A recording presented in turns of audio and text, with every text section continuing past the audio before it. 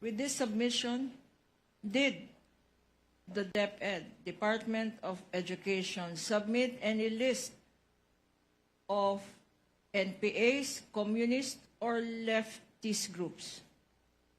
Based on their submissions po, wala naman po silang sinubmit. And the next column, a target to eliminate or reduce recruitment of teachers and learners by communist or leftist groups. Any observation on this? Since hindi po naka-enumerate yung kanilang specific confidential activities, hindi po nakamatch yung kanilang physical target on the specific confidential activities na paggagamitan nila ng kanilang fund from Well, confidential. There was no list of teachers, no list of learners, nor list of communist or leftist groups appended to any of the documents submitted by the DepEd, Mr. Witness. Wala po. For emphasis, please read the amount here. The amount po is 9,375,000 pesos. Okay. We go as well to the second quarter. What observations can you make about the second quarter, Mr. Witness?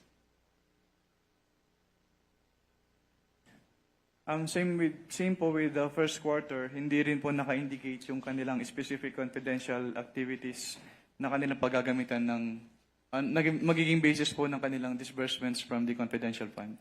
Same observation for the third quarter in terms of physical target, Mr. Witness? Yes, ma'am.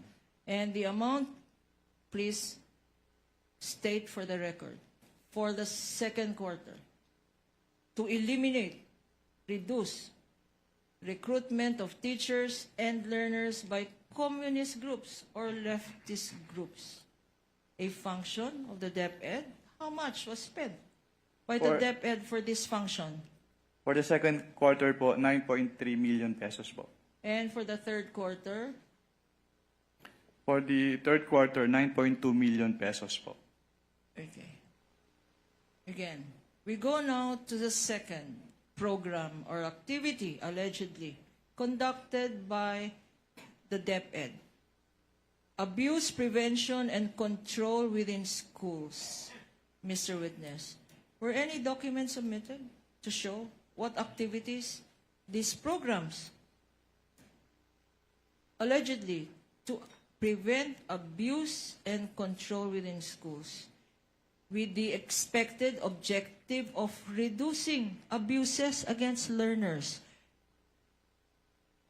Did the DepEd submit any documents as to list of schools or list of learners or list of or number of abuses? Based on Reduce. their submission po, wala po silang sinubmit na document.